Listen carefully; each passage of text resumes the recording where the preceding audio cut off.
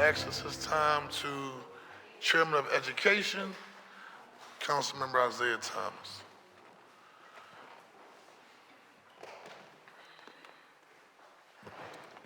Thank you, Council President, and thank you, colleagues.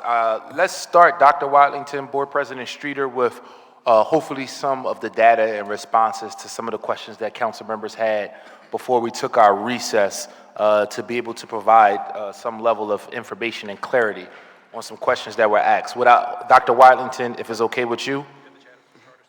No, not charters. You want to do charters first? Board President Dr. Watlington, if it's okay with you, I would ask that you hold your responses to Councilmember Young's questions specifically because he's not here. So if you can just answer Councilmember Harity's questions, Councilmember O'Rourke, my questions, and if you could hold Councilmember Rulandow's questions as well as Councilmember Young's, that would be appreciated. I would like to respond to the question around academic achievement, and I can speak to the charter sector. So can we hold, that was, I think that was Councilmember Young. Can we hold off until he comes back? We definitely want to hear your response, but I just want to give the council member the leeway to be able to offer some type of rebuttal. Any information around the rubber room, number of people in the rubber room? Councilmember O'Rourke had questions as well too that you said you would get back to.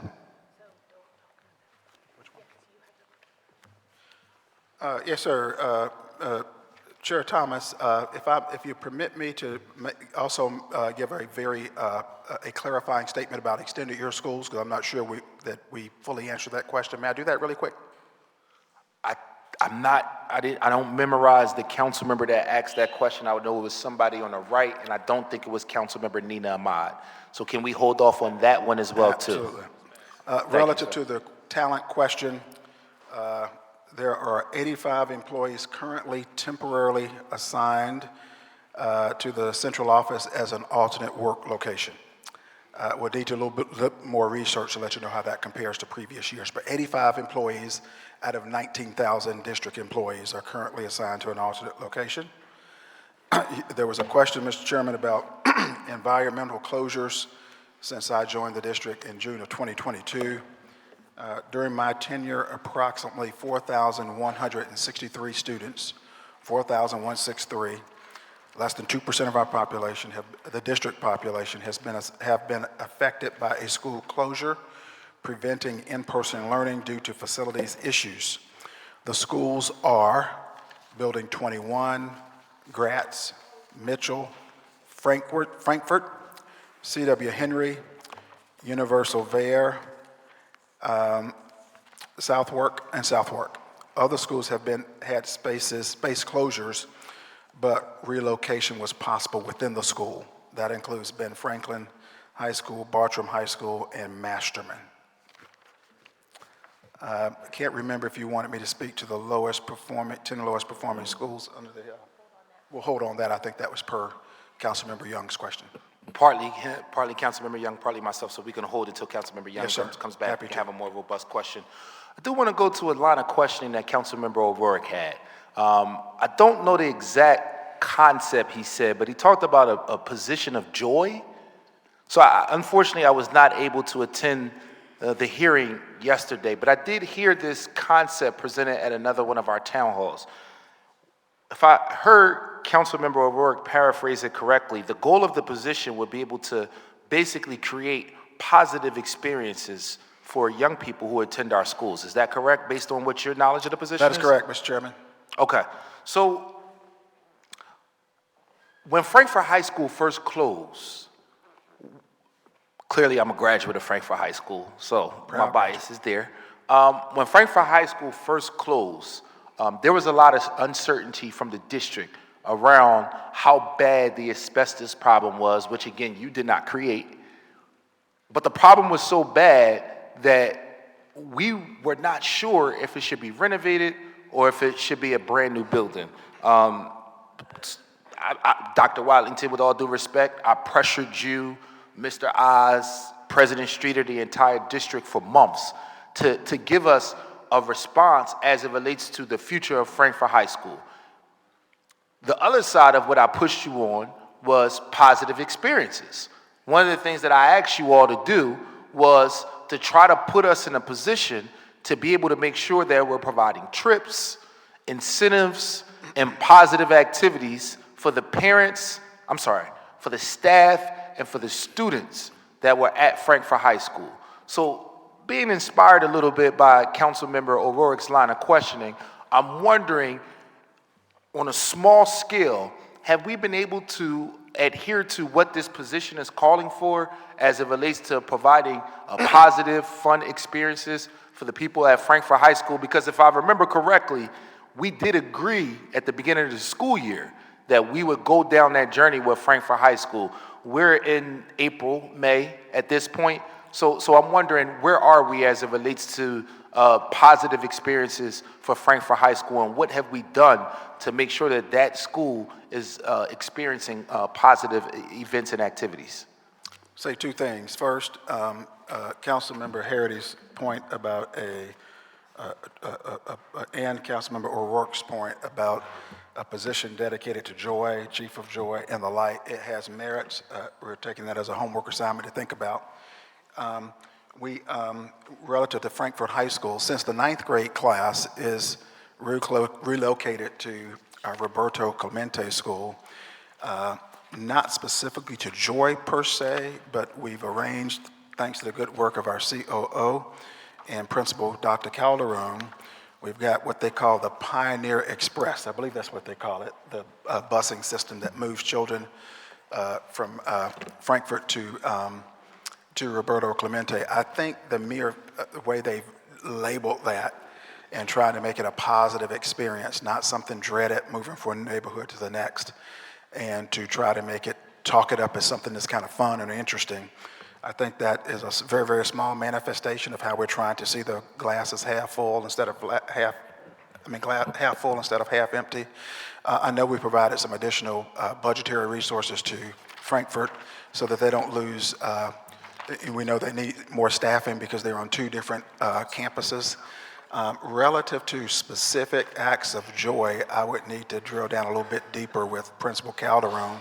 But I can tell you, I've been on that campus to have lunch with he and members of his staff.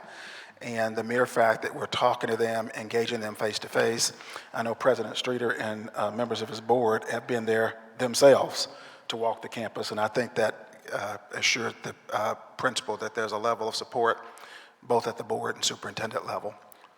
Thank you. I appreciate that response. I'm going to open the floor up to some of the other responses. Councilmember Young has joined us. There are some responses to your questions from earlier, so we do want to allow for that dialogue. After that, I have a few questions, and based on who's queued up, we will start with Councilmember Lozada if she makes it up. But if Councilmember Lozada doesn't make it up, we'll start with our Majority Leader, Councilmember Gilmore Richardson, followed by our Minority Leader, Councilmember Brooks. Councilmember Young, just for the record, we're going to pass it to Board President Streeter as well as Superintendent Watlington to provide some more detailed answers to the questions that you asked earlier. Thank you for the question. Just to frame the question, the Board of Education doesn't have direct input. Direct oversight as to the day-to-day operation, curriculum. We don't know the attrition rate, for example, is for teachers in our charter sector, but we.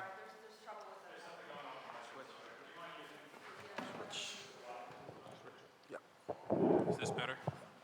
Let me start over. Okay. Council member, it's a great question, and I just want to kind of frame the question as it relates to our charter schools. There's a performance framework where we measure academic achievement. We can only take action as it relates to non-renewals and or revoking your charter, but we do track academic achievement, and that does inform whether a school meets or does not meet the standard as it relates to that domain of the charter framework. But as it relates to data, the PSSA ELA data is 34.2% of students who are proficient in ELA in our charter sector, and that's a 1.8 increase from the previous year. PSSA math is 16.5%. That's a 4.6 increase from the previous year. Our PSSA science is at 42.8. That's a 5.2% increase from the previous year. Keystone literature is 51%, 8.9% increase from the previous year. Keystone Algebra is 19.1%, that's a 3.6 increase from the previous year.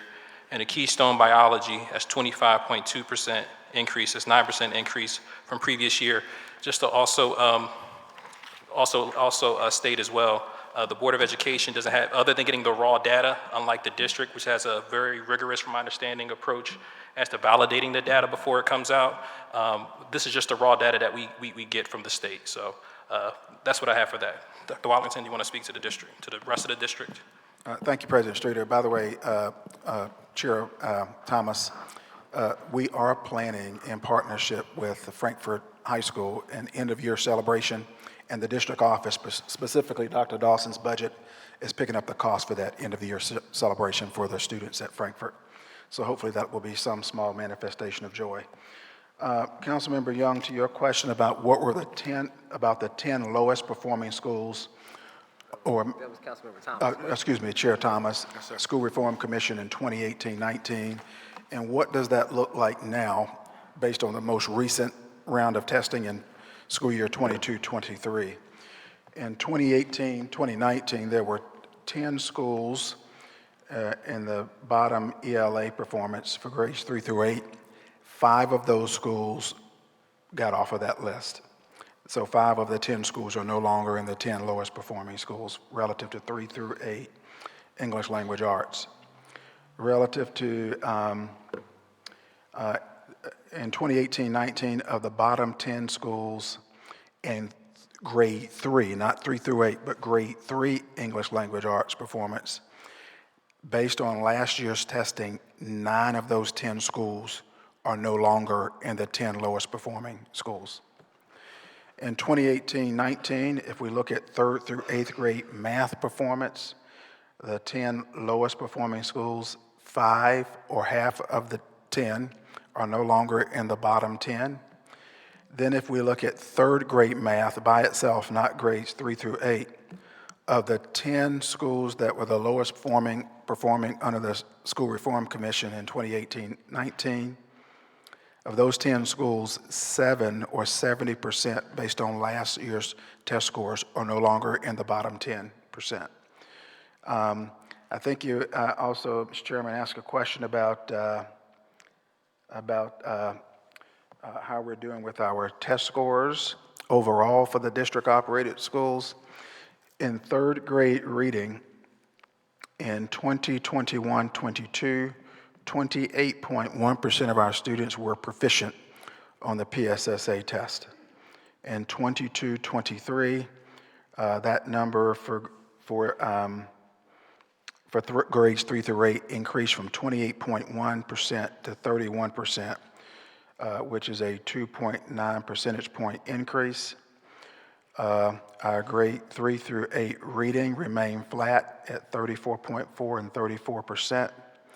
Our 3rd grade math increased from 20.8% to 26.5%, which is a 5.7 percentage point increase. Our 3rd through 8th grade math proficiency from 2021 to 22 increased from 16.5 to 20.7%, which is a 4.2 percentage point increase. And 4th and 8th grade science increased from 37.1% to 40.2%, which is a 3.1 percentage point increase. In all 5 of those areas, the number of students and the percentage of students who scored at below basic declined for every area. 3rd grade reading, below basic, there was a 6.8 percentage point reduction. In 3rd through 8th grade reading, 1.8 percentage point reduction. In 3rd grade math, there was a 6.9 percentage point reduction in kids who score at the bottom. In 3rd through 8th grade math, there was a 4.9 percentage point reduction in the kids who perform at the bottom. And in grades 4 through 8, there was a 2 percentage point decrease in the students who perform at the bottom. So that tells me that the floor strategy is working. What a lot of districts do to raise the test scores, they go get what we call the bubble kids. The kids who are right there close to proficiency, and let's just tutor them, teach them, and get the numbers over the hump. We're not trying to do that. We're trying to lift the floor, as our Deputy Superintendent for Academics will always say, serve the middle and also continue to invest in kids. And don't forget about the kids at the top. In full disclosure, Mr. President, we went the wrong direction in Algebra 1.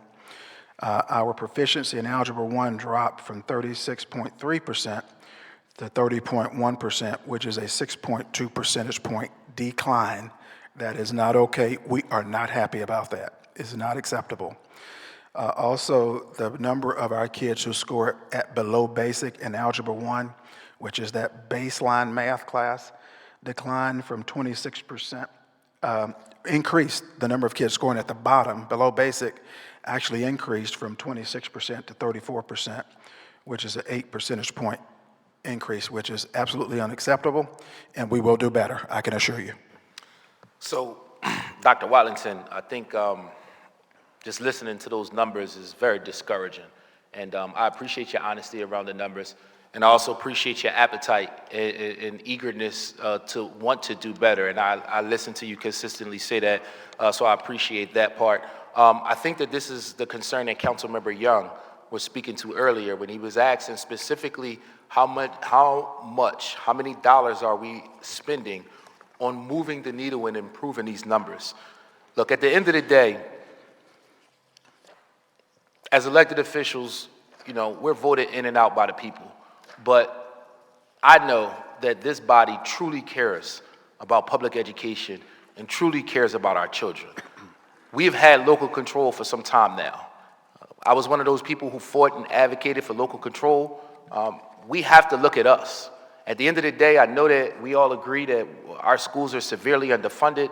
We have a number of issues that none of us essentially created, but there are problems right now. And at the end of the day, the numbers that you just communicated can't be the numbers next year. They can't be the numbers the year after that. They can't be the numbers the year after that. Based on listening to the numbers that you just communicated and thinking about the conditions that our schools have been in since I've been in high school, right? I'm over 20 years since I've been in high school. I've went to all public schools, from elementary school to high school. At the end of the day, we have to do better. And I think it's up to us to be committed to say that the numbers that you just read to us today will not be the numbers next year, will not be the numbers the year after. And at some point, we have to look at the system and say something is broken if we can't ensure that every child in the city of Philadelphia can get a quality education no matter what zip code they live in. So thank you for answering the questions, but it is definitely discouraging to hear where we are as it relates to academic progress. And I believe that we all can agree that we have a lot of work to do, and it's going to require collaborative effort to put us in a position to really move the needle. With that being said, I will ask a few questions throughout the course of the hearing, but I do want to respect council members' time, and I thought it was important that you start by answering some questions that didn't get answered in the last round. So I'll start by passing it to our majority leader, Councilmember Gilmore Richardson, and after Councilmember Gilmore Richardson, we'll go to our minority leader, Councilmember Brooks. Thank you. Thank you so much to our Majority Whip and Education Leader, Councilmember Thomas. I just had two questions that I wanted to get on the record, and the rest I will submit for feedback at a later date. First, I wanted to start with CTE and our career and technical education programs. You know that I passed legislation to provide for a point preference when our young people who graduate from CTE programs, when they apply for city employment. And so I just wanted to talk about the investment or the increased investment in this proposed budget relative to middle school career and technical education programs. We have brought this up previously, and Councilmember Thomas hosted Evan Jarrett and Mayfair CTE, and I visited with them last summer, and we support them throughout the year. But I wanted to know what's your plan around increasing the middle school CTE programs available. You know that's an important part of the career exposure for young people. And in addition to that, driver's ed has been a big issue for young people. We are seeking to connect to opportunities, not only in the trades, but in a variety of industries upon graduation. And we found that lack of a driver's license has been a huge impediment for the young people in the school district. And previously, there was driver's ed, there were driver's ed courses in the school district of Philadelphia, and we want to figure out how we bring that back on a sort of a large-scale model, even if you start with the CTE students who are more likely to have a need for driver's ed, but we need it all around the district to sort of help prepare our young people. And then finally, if we could just go back to something that I heard Councilmember Bass talk about earlier in the hearing, and I just wanted to ask for additional clarity there relative to the extended day year and what that would sort of look like. I asked because you know that some of our schools are community schools, and they already have a complement of, like an after-school program, as an example. And so, like my kids' school, whereas school ends at 2:54, they can stay up until, I think this year is 5:30 for the aftercare program. And so how would that work for schools that are community schools and schools that are not? And like, what would that whole sort of year-round process look like? Thank you, Majority Leader Gilmore Richardson. Number one, I'll try to do these answers pretty quick, Chair Thomas.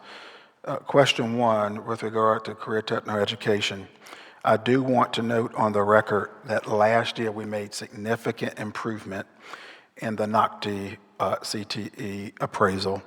Our students, and test scores are not the only measure, but they are an important measure.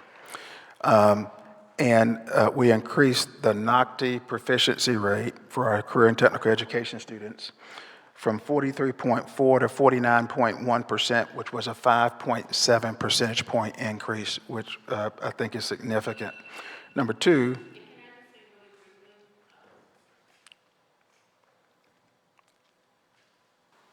Can I just say really briefly that I think that's a wonderful improvement, particularly because of some of the schools that we visited recently. You have a large component of ESL students in some of the CTE programs. So I think that's a great improvement, and it shows the investment not only in the ESL students, but also in the CTE programs. I just wanted to mention that. and if we continue this work downstream, Majority Leader Richardson, it will help kids. And if we continue to make improvements on the PSSAs, it will help our young people to be able to pass those tests that gives them some preference in city hiring, to your point. Number two, how are we thinking about middle school CTE, including Mayfair and some of the other very fine programs, and how that is referenced in the budget? We currently are in the process of finishing up this year an audit of all of our career and technical education programs. The external auditor is the Southern Region Education Board. They've finished the first 5 high schools. They've got the next wave of schools in tow. Part of that audit feedback will help us to know what the feeder pattern might look like, and we'll get some recommendations about how to strengthen it. So more will be coming during this year, not next year, during this calendar year. So we'll take that as a homework assignment. Third, my experience, I remember in the state I came from, we used to have driver's education teachers. The state I came from discontinued all of those services, but paid and outsourced driver's education. Typically, you'll have the athletic director's office and also coordinating driver's education for our young people. It's something that President Streeter has asked us to put on our radar relative to the number of kids who, as he shared with me, are having difficulty getting jobs, in part because they don't have the driver's license and somebody has to teach them. I understand that in Pennsylvania, in this Commonwealth, you have to have insurance also in order to get a driver's license, if I'm correct. But that is an issue that we're working on internally. We haven't reached a conclusion about where to go there, but it is something that we are looking into. And I think your last question, if you want me to go ahead and do the extended year, or did you want to? Right. Just elaborate on the extended year program and Yes. what that would look like. And I mentioned it because Sure. of sort of the services that are currently available at the community schools. Yes. And I gave the example of my kids' school where, you could attend up to 5:30 technically with the aftercare program that's currently at the school. Sure. So if you could just elaborate on what that would look like overall for Absolutely. the district. And then back to the driver's ed, and I heard the bell, but back to driver's ed really quickly. I think outsourcing would be the best option as far as having the availability of the vehicles and the vehicles needing to have insurance. If we could partner with a program or someone who could run that if you're not able to do it internally, I think we just need the option for the young people. Now, in North Carolina, you don't need insurance to go through a driver's education course in the summer or after or before school. The state pays, allocates funding for the school districts. The school districts outsource that. There's a few school districts that still teach it, but the larger districts outsource that. And so I can go through a driver's education program. It's when I get to the point that I need to get a driver's license from the State Department of Motor Vehicles. In order to get that license, I may have to have some insurance, but we'll continue to keep you updated on our thinking there. I appreciate the opportunity to clarify our partnership with the mayor on extended and year-round programming. Currently, Majority Leader Gilmore Richardson, we are meeting regularly with the mayor's team to stand up 20 school pilots for the 24-25 school year. 20 pilots for the upcoming school year.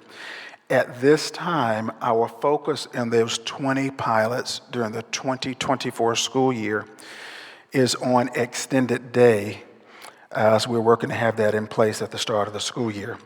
For year one, we are looking to expand before and after and school and to layer on some enriching activities. The mayor's been very clear that we ought to have state-of-the-art chess and STEM and robotics, the things that extend reading, math, science, but that are also fun and engaging, that give our kids the things that they're really interested in. Once we finalize this piece, we will then continue to work with the mayor and her team beyond year one, we'll start working on the extended summer programming so that our students have safe, enriching summer experiences in the 20 pilot schools. And beyond year one, once we get into school year 25-26, we will continue to work with the mayor and her team, including our union partners. We'll be working closely with parents to extend the district calendar for those 20 pilot schools, where they actually start school before the other schools in the district, and we eliminate the long break in the summer, but they'll get breaks during the year. So they won't go to school 365 days or 300 days a year. They'll have holidays and they'll have small breaks built in. But we know that it's going to be important for us to make parents our partners, nothing for us without us. And we look forward to working with the mayor and keeping council updated on the progress with this mayor's priority. Thank you. Thank you, Majority Leader. Dr. Watlington, Board President Streeter, I'm going to ask you to be a little more concise in your answers this time around. Certainly. We still have Dr. Generals and CCP who have to come before us, and there are a lot of council members who still have questions for the district, and we want to try to get through everyone's questions before we move on to Dr. Generals and his team. Listening to Councilmember Gilmore Richardson's line of questions sparked a few of the questions that I had. Number one, as it relates to extended school, whether it's after school or summertime, what is going to be the curriculum focus? SIN development, sir. Okay, so once you figure that out, will you please be willing to share that with us? I spent a lot of time working in non-traditional Absolutely. school settings, and we can't just teach everything. So I'm wondering what that curriculum focus will Absolutely. be. Councilmember Gilmore Richardson talked about driver's ed and CTE programs. She's absolutely right. Driver's ed is a great entry way into developing a professional career that can pay you well over 6 figures without a college degree. So I definitely commend her for that. But let me add a few things to the list and give you a few seconds to respond. There's an aviation program right now at Frankfort High School in partnership with one of our private partners. I took a visit to check out the program, and the structure is pretty good, but we need to expand it so that more young people can take advantage of it. So we want the district to be thinking about how can we get more people enrolled in the pilot aviation program that's in Frankfurt High School, so more young people who are interested in aviation can be exposed to that. We also want the district to think about, arts and crafts. A lot of our schools, especially our elementary schools, are not in a position to have quality art teachers to be able to teach arts and craft. I'm no artist myself, but we have a lot of creative young people in the district, and those who have that artistic skill set, we want to be able to tap into that. So if you can give us your plan to be able to add more arts and crafts teachers, as well as more music teachers, I will put that in the same category as arts and craft. We need young people to get exposed to these programs so they could tap into their God-given talent. Councilmember Rue Landau, I believe earlier, talked about counselors. Our numbers as it relates to percentage of students per counselor is embarrassing. So at some point, maybe throughout the course of the day or maybe a written plan, how are we going to improve the number of counselors who are in our schools? And we're not just thinking about young people transitioning out of the current school into higher academia or into high school. We're also thinking about the social emotional support, because we talked about social workers as well too. And so the response we got to some of those questions were not adequate to what we want to be able to offer our children, especially considering all the trauma that they're facing on a consistent basis. We also want to see more dual enrollment programs. We love what the district has going on with Parkway, but we don't have enough dual enrollment options for all young people, no matter what high school they attend. It's amazing when a Parkway student can graduate with a diploma as well as an associate degree, but what if I'm not lucky enough to get into the Parkway lottery, but I'm academically sharp enough to be able to leave with that diploma and that associate's degree? So in the midst of the courses that Councilmember Gilmore Richardson talked about, please add those courses to the list, as well as the other courses we've been asking for: coding, financial literacy, and civics and government, all recommended to be taken in senior year in high school, so young people can get the option to get registered to vote, as well as understand how to write a check and other financial important obligations that we all as adults have to participate in. I'm going to pass it to Councilmember Brooks. If there's anything that I said that corresponds with her questions, please feel free to include responses into what Councilmember Brooks has to say. Chair recognizes Minority Leader Brooks. Thank you so much. One of the issues that we've heard a lot about coming out of the pandemic is student attendance, and I was wondering, how is the school district addressing this truancy, and have we seen any improvement in these numbers? And the specifics are, have we sat down with the students to ask them about the issues that are causing the truancy, and have they had an opportunity to provide feedback and be directly involved? Thank you, Councilmember. Relative to truancy, yes, we have had groups to sit down and do direct contact with our students about what's getting in the way of student attendance. We are actually doing a presentation for the Board of Education per the board's request within the next 30 days of our summary findings. We're happy to share that with council as well. Dr. Watlington, were the children from traditional neighborhood schools, or are they from different schools around the city? Around the city, to include traditional neighborhood schools, yes. Okay. Absolutely. All right. And my next question, this came in from a constituent. Every time a student gets suspended, there are chances of them dropping out increases. Just as we cannot arrest our way out of this problem, we cannot push our way out of this problem. Lift Every Voice Philly members have highlighted troubling patterns of collective punishment in schools, such as entire classes or grades being punished. Our district, like other school districts, has a long history of harsh discipline policies. We've learned from constituents like Lift Every Voice Philadelphia members that entire grades can be punished for the actions of a few consequences, like losing recess. What is the district's policy on collective punishment, and will the district commit to ending the practice of collective punishment in schools? Minority Leader, just as a parent of children in the school district, I hear you, and I definitely appreciate that question that was raised. I do think that, with that said, and Dr. Walling's going to respond to your question directly, the district has made strides over the years to be less punitive. This is not saying we are done, right? This is not to mitigate anything that you just said just now. But now we have things like amnesty boxes at our schools, so if a student does feel the need to bring a weapon or may have a weapon on them, they can put it in a box, no questions asked. It is, I guess it's unheard of. I've talked to colleagues all over the country through the Council for Great City Schools, and I have yet to sit through an expulsion hearing as a board member, right? So I think there has been a marked difference, and I think some of the work that Craig Johnson is doing, in addition to the work that now Police Commissioner Bethel has done, has transformed how we look at monitoring students in school. For example, our resource officers no longer carry weapons and things like that, but Dr. Wallington can definitely speak to the joy piece. I just wanted to put that piece out there, but we understand we got more work to do. I just want to echo what President Streeter said. Now, let me be clear. I bring a completely different perspective than most people who I talk to in Philadelphia.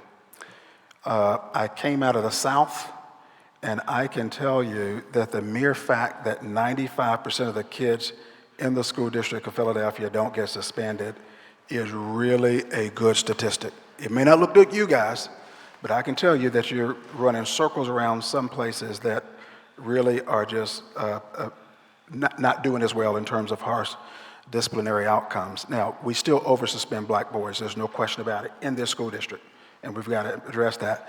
Number two, since I've been here, President Street, I've not seen one expulsion, which I'm very familiar with. In those zero tolerance states, in some of those districts, where kids strike 3 strikes and you're out, they get expelled, they're kicked out and have no right to an inherent public school education and have to find a way to get it best they can. Number three, a few years ago, and I'll do this really quick, Chair Thomas, I read in the national headlines, and in my district, we studied this district because you're one of the first school districts in the country out of 14,000 public school districts that said we are not going to suspend kids in K2.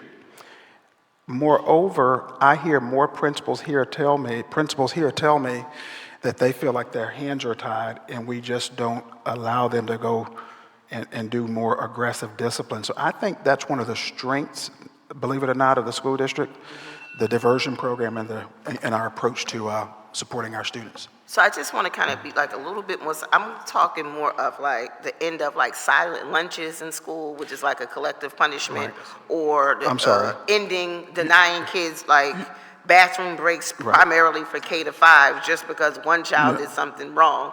You can't go to lunch or nobody can go to the bathroom. Like, can we end that practice? Because that's just like inhumane. Yes, ma'am, absolutely. There's no district policy or procedure that gives anyone cover to take away recess from a child because of some behavioral concern. We will work on that. I'll take that personally as a homework assignment. And when it happens or it comes to our desk, where should we point to get resolved? Because there's no way that a kindergarten should be denied recess or bathroom breaks. So I want to make sure that we have on the record that this is not a policy of the school district, but how can a parent report and get justification for such treatment? If that can be shared with my office or my chief of staff, Sarah Galbally, we'll work with the appropriate assistant superintendent and as will Dr. Dawson to address those issues when they occur. And we'll do some training around this issue. We'll take it as a personal responsibility. And no one should be denied recess, period. And like, how are we engaging families and communities to be a part of this more so? You know, I came out of family and school engagement. That's how I kind of got my feet into this. Is that still happening? And what are we doing to make sure that all parents have the ability to be actively engaged in schools at every level? I'm going to be clear. Schools are at different places in terms of how they are interacting and connecting with parents as equal partners in communicating, two-way communication. We'll continue to work with that to make it better. Thank you. Thank you, Dr. Wallington. Thank you, Minority Leader. If you, yes, that was a great line of questioning, and I do want to just highlight what the Minority Leader talked about as it relates to parents and engaging parents. What strategies are you using right now to ensure that parents are partners, not just as it relates to discipline-related things or making them informed about rubber room stuff? What are we really doing to make sure that parents have the proper level of communication when things are taking place, but they're really considered partners as it relates to decisions like the minority leader was just talking about, discipline, daily activities that's happening in school? What's the vision? Well, I can speak to the charter side. I think you and I were in the foxhole trying to figure out the math civics piece, right? Sure. And one of the concerns that I actually spoke to one of the parents, I'm not going to say her name on the record, had a meeting with her a few weeks ago. We have to do a better job of engaging with parents around charter issues. So a lot of parents had no idea, number one, that the school can close like it did. Number two, that there have been about 15 to 20 years worth of ACE reports triggering certain concerns as it relates to how the school was operating. And three, didn't know where to go, right? And by the time they figured out it was time to go to that board and advocate for their babies, for their students, it was too late. The decision had already been made to close the school. So one of the homework assignments that I have, and I'm definitely going to raise with the new board, is how do we better engage parents transparently through the process, right? We have hearings now that are not in person as it relates to non-renewal decisions and things like that. They should be open to the public, I think. And I think parents should be brought along so they can also do what they need to do to ensure that both boards that are accountable to them, the Board of Education and the Board of each charter school, are accountable to the needs of parents as well, and that parents are brought along. So that's a homework assignment. We have failed. Obviously, we have done not a good job at doing that. And I know that the CSO right now is building out his office to do that. So for example, he has an engagement in operations part of his office that's going to work on in doing this in a better and a more sustainable way. Thank you, Board President. I appreciate you answering that on behalf of what's going to happen through the charter office on the charter side. And in the midst of thinking about that, I do think that we still have a lot more work to do as it relates to students at MCS. I think one of the concerns that was communicated to me when we as a group discuss the MCS situation, the option for those students to be able to get admission into special admission schools was something that was on the table. Since you brought it up, do we feel like we are putting the students and families at MCS in a position to be able to have options as it relates to the schools that they can transition to? I'll use my family for example. My family has a number of different people who all go through a K through 12 school similar to MCS, whereas though my son is in 6th grade, my niece is in 3rd grade, and my nephew's in 9th grade, right? So if we were put in the same situation as MCS, our family might have to find 3 different schools, which can have an economic impact on a household as well too.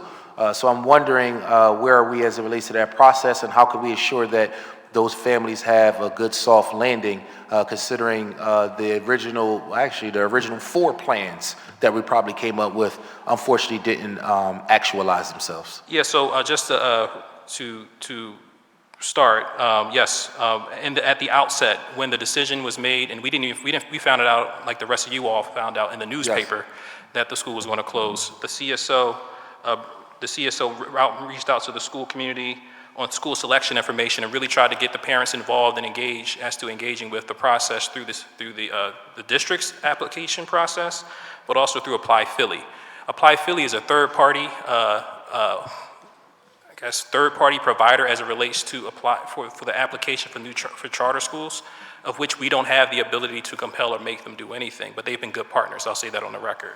With that being said, there was concerns on the Apply Philly charter side that if they were to break their process, and for parents and students who had already kind of went through the process and engaged, it can actually impact the integrity of the program, where other parents in the future will believe like, well, if I sign up and something happens, will my child be pushed to the back of the line?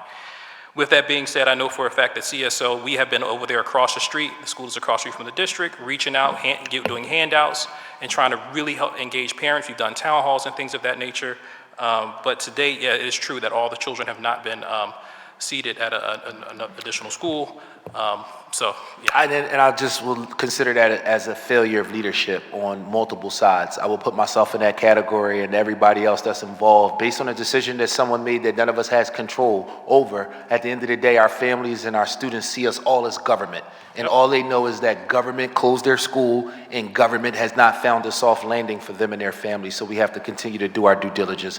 Dr. Watlington, I have to move on. I will come back to you to allow at some point for you to talk about the traditional comprehensive school side side of parent engagement. Chair recognizes Dr. Nina Ahmad. Following Dr. Ahmad, we'll go to Councilmember O'Rourke. Thank you, Chair Thomas. My question is going back to the out of school and after school and the extended learning that was spoken about. A week and some ago, I was at a community garden in North Philadelphia. Beautiful, massive space where that has been kept up by seniors who've been doing this for 40 years, right? And they're looking to pass on these gardening skills, urban gardening skills. And Pennsylvania Horticultural Society, and there's another trust called the Neighborhood Garden Trust we were all talking about. There were no young people in that space, hardly. There were some, but we thought about the school district, and I asked, is this something that is that the school district, could the kids use this? Is there a way to make this happen? It has, open air, multiple things, including staying off your technology, all those things, and just knowing where your food comes from and taking care of Mother Earth. I just wondered if you have anything of that in your curriculum for this extended learning. Yes, we are thinking and talking about it for two reasons. One, we have a number of schools that are focusing on, as you called it, urban gardening, that have raised garden beds, trying to teach kids how to grow healthy foods and the like. We also know that through some of our CTE culinary programs, that some of our students are really embracing that area. That's another point of entry. In fact, I was at CCCAP last night, where students from South Philadelphia High School, I think, and several other schools were being recognized because of some work. They won some scholarship awards because of some work they're doing in that area. It's on our radar. Wonderful. I'd love to know, once you do have something programmed, what that looks like. My second question was about the proficiency rates that you discussed and the drop in the algebra. What specific things are you doing, and what resources are you using to address this slide? And also, even the improvements are still abysmally low. Absolutely, I agree. Did you want to say something, Pastor? I think just to kind of give you context on the charter side, because again, that's 60,000 students we're all responsible for too. One of the things that the board has attempted to do is evolve into a board where there is a focus on student achievement no matter where the students are. So in doing so, from 1997 to 2012, we had limited oversight. There just wasn't a lot of resources in our charter school office. Two, in 2012, we started authorizing quality initiatives. 2016 annual charter evaluations through ACE, 2021 reorganization, and now we're seen as a national leader and as it relates to authorizing. But in doing so, we created the framework, which was, from my understanding, inclusive of voices from the charter sector itself, where we look at things like student achievement, where we compare charter schools to district schools, but also similar schools groups to determine where their proficiency rates are rising, and that amongst other markers can determine whether a school meets the standard or doesn't meet the standard. If a school doesn't meet the standard, there may be a decision that has to be made whether we need to work with the school and create conditions for the school to survive, non-renew a school, or like we did with Southwest Leadership Academy, when we saw student achievement rise and we brought them back off the non-renewal track. So there is something that we are doing on the district side, on the charter side. It's just that the law doesn't allow us to go in a year 2 or year 3 of a 5-year term to say, you need to change something now or else, right? We have to wait 5 years. So that's what's happening on the district side, the charter side. Councilmember Ma, I do want to note that improvement rates of 3 to 5 percentage points within a given school year are uncommon in a lot of districts. One of the myths is that public traditional schools are not getting better. The Council for Great City Schools is actually going to publish a book later this year, and they're going to lay out the data to show that many of those districts are actually improving. Now, here in the School District of Philadelphia, we know that we're disadvantaged because we're in a state where the number of certificated teachers has gone down by 71%. So the number one thing that I'm focused on putting resources in is to teacher development and training, because not all of us are at the level where we need to be with regard to knowing my content.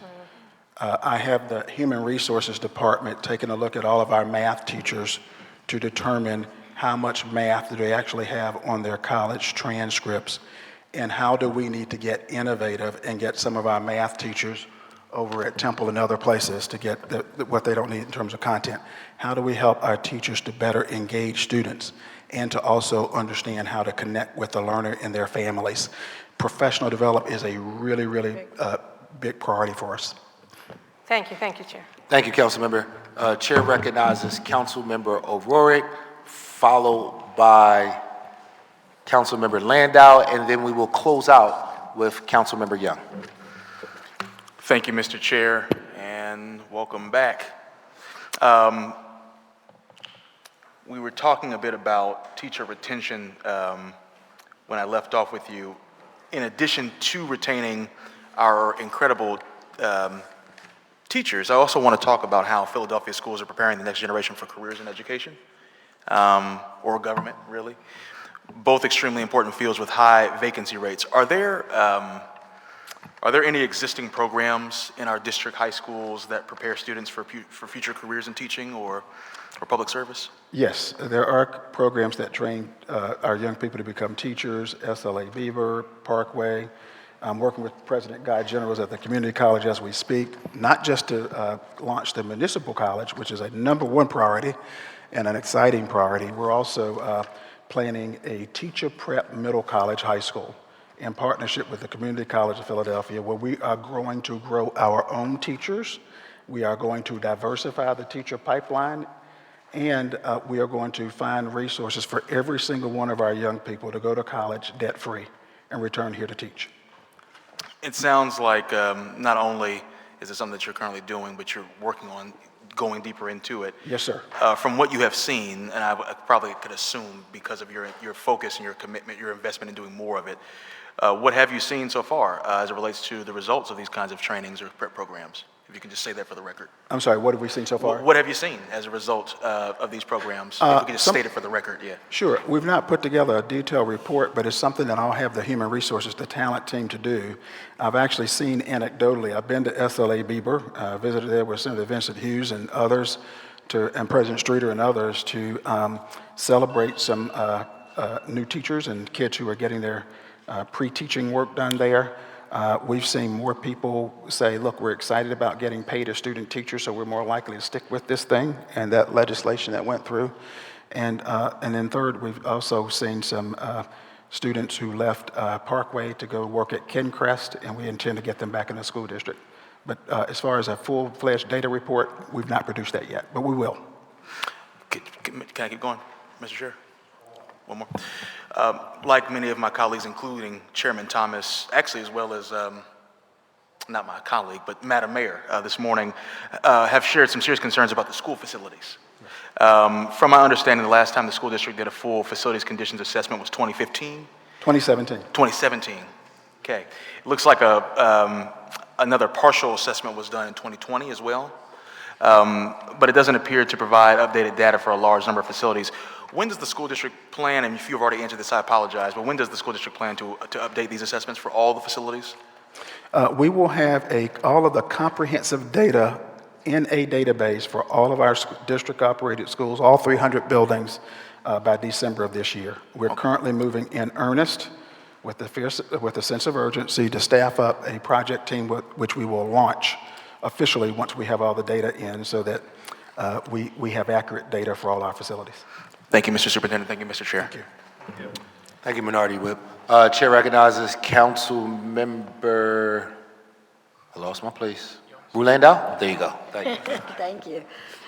Thank you so much. We'll try to do a lightning round. I had a second cup of coffee. What do you see as the role of the Charter Schools Office in both oversight and accountability, as well as support for the schools? Well, number one, I believe that the law dictates. Board of Ed, sorry. Yes, I believe the law dictates our role. Our role is to hold charters accountable for results. That's how the charter school law was created. Ensure equitable access for all students, which is one of the reasons why there's a conversation around Franklintown. That charter school law says that children from citywide should have access to any charter school, no matter where they are. and then keeping the public aware of how charter schools utilize public dollars. But with that being said, we do think that once a school is authorized, that the charter school's office role is to do what it can to support and provide support for the charter school while also respecting independence. And I think one of the things that I think some people conflate is independence versus support. Sometimes there's a pushback for the support because we want to do it our way, and that's what the charter school law provides. But whenever the CSO convenes these small learning communities where charter schools can come in and learn best practices, I think that work has been helpful. Two, the charter school office believes that it should make the process not as onerous as it relates to like the paperwork piece, right? That's why the CSO has created the early window for charter schools who need a little bit more time or early access to maybe address some things that might not be accurate in their report. But other than that, we believe that the charter schools office is to ensure that there is the standard of care for education is maintained in the charter school sector, and I believe that the board's role is to decide whether or not the school should be authorized or deauthorized. Have you done an assessment of the charter leaders to make sure that we don't have another situation like mathematics, civics, and sciences? I got another question. The sad part about mathematics, science, and civics is that I personally sent an email to the board chair of that school in the summer, and I, for whatever reason, did not get a response. The next thing I heard was in the newspaper 2 months later that the school was going to close. So right now, I don't know if there's another school out there waiting in the wings to potentially sell the building from under the operator. But I do know that the CSO is doing everything that he can to try to be a better partner with our schools. Do you, this is for Dr. Watlington, we're all very concerned as we're hearing the numbers today that we're eking up here, eking up there. We know that we're graduating students who are still struggling with basic math, basic reading. What kind of assessment do you guys do in your office, weekly or otherwise? Do you, looking at the lowest performing schools, the ones with the greatest challenges, what kind of focus are you doing on that to give them an extra hand? Absolutely. We look at the data with regard to attendance, academic achievement. We look at STAR assessments that we do throughout the year. That's a diagnostic assessment. And we start and we tier the schools that are at the very bottom, the schools at the middle, and the schools that are the most best, that have the best performing ratios. And we try to figure out what customized supports need to go to those particular schools. I do think it's important, if I might say, Councilmember Landau, that if we, in the context of we've got to make more improvement, where we are is not good enough, but I think the extent to which council can help say to our teachers that we recognize the improvement in 14 out of 17 areas, that we recognize that the bottom is improving, that we recognize that the graduation rate is going up, and that 1,200 less kids are dropping out of school, and to say, hey, thank you, keep working, we're behind you. I think that'll kind of help motivate us to get even more improvements. I'm a huge fan and the cheerleader of the educators. I think they're doing a great job. That's why my first questions were really about counselors, social workers. We must have more supports for the teachers. They cannot do this on their own. We want to give them everything that they deserve in order to make their classrooms the easiest they possibly can be so they can educate our little scholars. Thank you. Thank you, Councilmember. We know you got a former teacher on your staff, so you've got that inside information as it relates to what goes on in our schools. Last but not least, Chair recognizes Councilmember Young. Thank you, Mr. Chair. Having a former teacher on your staff is a plus. One of my staffers is a former teacher at Ben Franklin, former CTE teacher at Ben Franklin. And so the things that he told me, really, literally in February, he left to come work for me. So the things that I've been told about how the school district operates, I just really didn't want to believe it. But I'm going to take a micro level approach to talk about some 5th district specific schools in the budgeting, because I'm trying to figure out how the school district allocates resources towards certain schools. And just to give you some numbers, this is from the numbers that were provided to us. I want to take a look at 6 schools in our district. Adair, the average spend per pupil, per student, at Adair is $11,441, right, based on your numbers you provided us, and they have a 38% economically disadvantaged. Bates Martin, the average spends $23,559. They have a 57% economically disadvantaged. Say that again? Bates Martin. The third school, Dobbins, has a $15,889 per student spend, with 90% being from economically disadvantaged. And the numbers for Dobbins been going down for the last 3 years, which is crazy to me, being that it's our city's best-known CTE school, right? Then we have Ben Franklin. It's $17,500 per student, with an 82% economically disadvantaged. Gideon, my neighborhood school, a $25,881 with 91% economically disadvantaged, and Strawberry Mansion High School with $23,980 with 90% economic disadvantage. And I'm just looking at these numbers, and they're all out of whack. Like, no one set of schools has like a standard, okay, we're at this level of economic disadvantage, so we want to pour these resources there, right? Because when I look at a school like Dobbins with a 90% economically disadvantaged rate, and they're only spending $15,000 per student, where I look at Bates Martin with 57, and they're spending $23,000 per student. And I look at Ben Franklin, which is the feeder high school of Bates Martin, which is only getting $17,000. So if I'm a parent who sends their child to Bates Martin for K through 8, I'm not sending them to Franklin, because Franklin has less resources than the school that they just are coming from. And so I'm just trying to figure out, how do you all allocate resources per school, per pupil? Because from looking at the numbers here, it seems to be no rhyme or reason. Sure.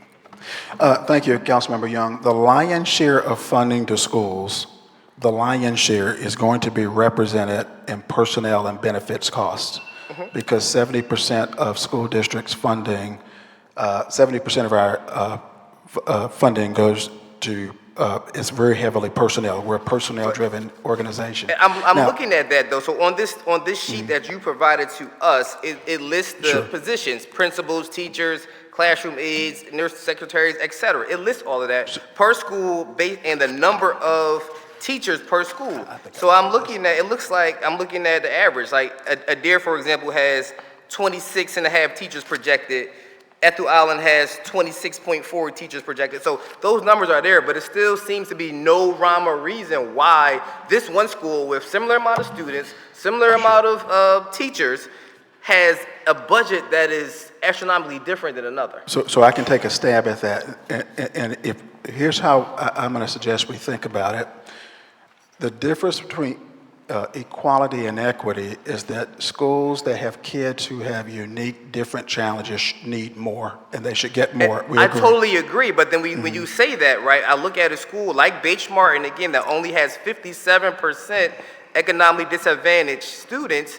Then I look at a school, like, again, 23,000 per student. So then I look at Dobbins with 90% economically disadvantaged, that's only getting 15,000 per student. So let me say two things to you, Councilmember Young, and I'll be happy to sit down and offline to go into a deeper dive. It's not just about the number of children who qualify for free and reduced lunch. It includes things like equity funding is designed to include things like the percentage of the kids who qualify for free and reduced lunch, things like the number of special education students, the percentage of English language learner students. You can also factor in there sometimes the academic achievement indicator. So you're telling me what goes into equity funding, but I'm telling you that the numbers here show that it's not adding up, right? Because again, Dobbins is at 90%, but they're receiving less money than some of these other schools that, that have lower numbers than they would, right? So again, it's not, I understand what goes into it. You don't have to explain that to me. I get that. That's great. But I'm trying to figure out the methodology, the formula. Is there like a formula that says, that you go and say, all right, per pupil, per economic disadvantage, per special ed, we're allocating this amount of dollars for that particular student, school, et cetera? Because based on these numbers, I cannot, I guess, follow what that methodology is. Yes, in 60 seconds or less, Chair Thomas, if you'll permit me, I'll just say two things. Number one, yes, there is a formula, and Councilmember Young, you must have, your ears must have been burning yesterday because I met with my Principal Advisory Council, and one of the things they've recommended to me is that we take a look at all of the formulas, many of which were developed more than a decade ago, to see how relevant they are to our situation today. Now, let me give you one other clean example of why you may not be able to see everything that we see in those numbers. Overbrook High School is a school that used to qualify for CSI federal funding because of its achievement level. Now, sometimes some of the lowest achieving schools, we get federal dollars. Once those schools improve in categories, those funding go away. Overbrook is a school that improved. The graduation rate went up, they made some improvement. And I get that, and so they Overbrook lost is that. a fine West Philadelphia institution, right? I'm talking about schools in North Philly. Yeah, I'll be happy to look at that and walk through it with you offline, if that will work, sir. Superintendent, thank you. Let me just recognize the council president real quick. Chair recognizes Council President Johnson. Yeah, and that line of questioning was dead on, was on my mind earlier today, but I didn't get a chance to ask this question, this request rather.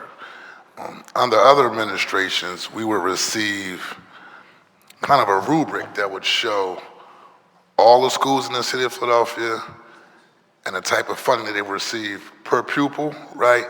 And other different categories. I do remember receiving that in the past, and so the chair requests if that type of data could be put together, and so then we can compare what South Philadelphia High School gets compared to Northeast High School, what Bartram receives versus West Philadelphia High School, and then we can just take an overall analysis in terms of equity. And I know that that report exists because I remember when I received it before in the past, it was a variety of different categories, but the spending was the key, right, per pupil, and it gave me a chance to kind of look at overall. And this is, matter of fact, I think this might have been under Dr. Arlene Ackerman, so it's been some time ago, right? Okay. But I do remember receiving that type of report, and it also gives us a snapshot to make sure that funding is being distributed equitably, right? I went to Martin Luther King High School and did a budget town hall. The auditorium was magnificent. I kicked off the budget town hall in South Philadelphia High School, which is within Squillis District, where most of the kids from my district attends there, and there's a vast difference. But I think MLK High School was a new school, which is good, right? At John Bartram High School, they were waiting to get security cameras that we as council pledged to have at that particular school. But then you have other schools where they're already technology efficient. And so I do officially request, however you want to go about the format, the data analysis, but it'd be really, really, really important, really, really important. And I would also like to compare it from, you just got here. So we're talking about addressing systematic inequalities, right, that have been always going on here in the city of Philadelphia prior to your administration, right? But if we're talking about moving forward and doing some things differently, it's a new day, right? This would be the opportune time. One, same thing as I mentioned to you earlier, I know you said you will welcome it. Let's look at a forensic audit, just so the public, because we get asked questions too, right? Okay, each year we're doing give a tax increase, which we're not doing this year, or some level of funding, right? And then we want to make sure that return on investment. Yes, and so we can be able to go back from a transparent way to our constituents and say, no, the district is doing, they're good fiduciary, responsibly taking care of what they're supposed to take care of, which I know that's the case, but just having that data is good. But the key component is just making sure that if a kid attends Bartram or Tilden, they're getting the same as Meredith, McCall, all those schools on the east side of Broad that become lottery schools because the neighborhood gets gentrified and then they start getting the resources. And I'm speaking from experience. I live in South Philadelphia, got Chester Arthur. Everybody from the neighborhood went there. I went to Childs Elementary School all my life. as a kid, when the neighborhood changed, the resources just start plowing in, right? I'm just talking about experience, because the demographic changed, the demand is a little different, district we changed responds, but however, it's prior to you, right? Prior to you. And so I do want to officially request, rather you call it a rubric, rather analysis of how funding is distributed per schools in terms of resources, just so we can take a snapshot of what it looks like across the city. That's all. Council President, I clearly understand what you're asking for, and Councilmember Young, I understand and appreciate the spirit of your question. Let us go do a little further dig homework, and we'll be glad to follow up. And we'll make it clear, write the vision, make it plain. I hear you loud and clear, sir. Thank you, Councilmember Young, for your line of questioning. I think it inspired a lot. And what we will also do as chair of the Education Committee, we will look at the different schools by district.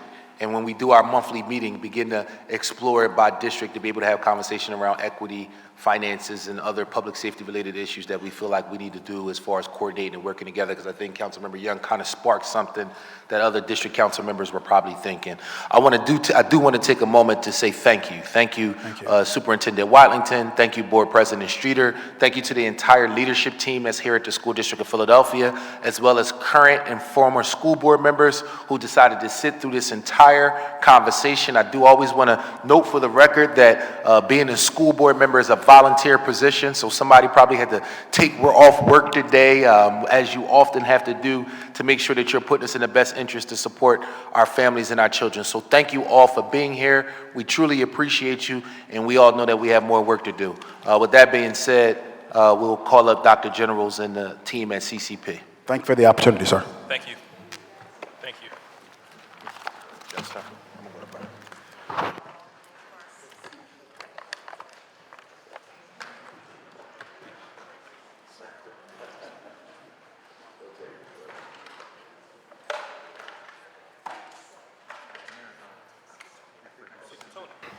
Also want to take a moment to acknowledge Lisa Sally and Cecilia Thompson. Thank you for your service, school board members.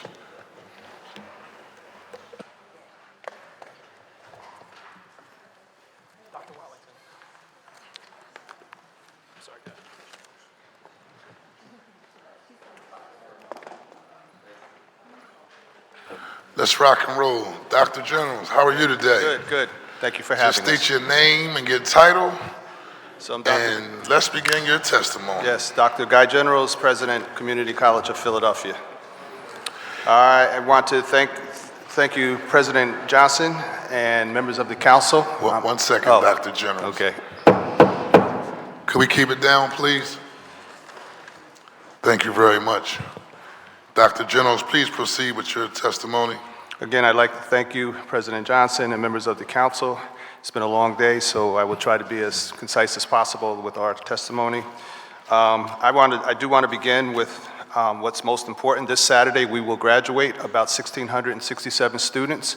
106 of those students are middle college students. We've put a lot of focus on working with the school district to try to get students through college earlier. Most come through the Parkway Central.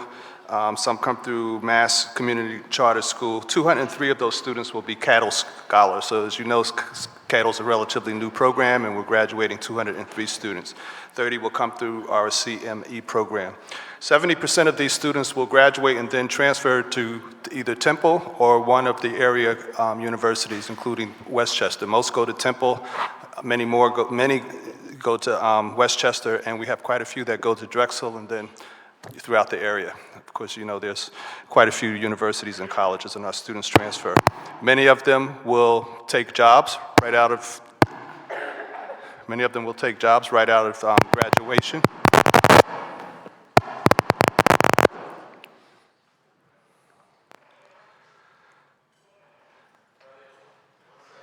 Sure. Is that me? Maybe it's the wire you kicking on.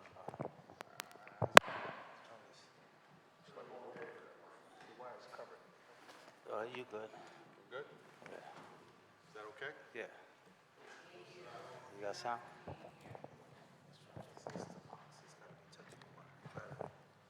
Test 1, 2. Please proceed. All right, thank you.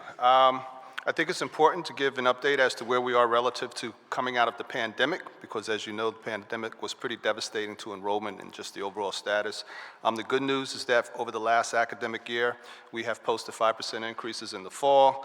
Spring semester, we're up 4%, and as we move towards the summer semester, we're at 10%. This defies common logic, which typically says that when the economy is good, community college students tend to not come. So they're coming despite the fact that the economy is good and unemployment rate is good. I'm not touching anything. Maybe my body's giving off a...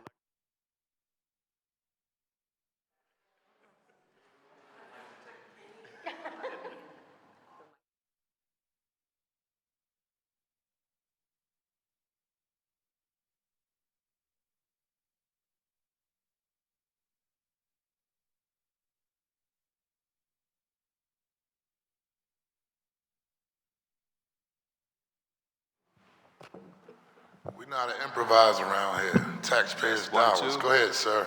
Are we good? Yes. Okay, so 1,565 students are enrolled in dual enrollment programs. That will be part of our financial ask as I get to that part of my presentation. 57% of our students are being retained, which is a fairly high number. We're trying to do better.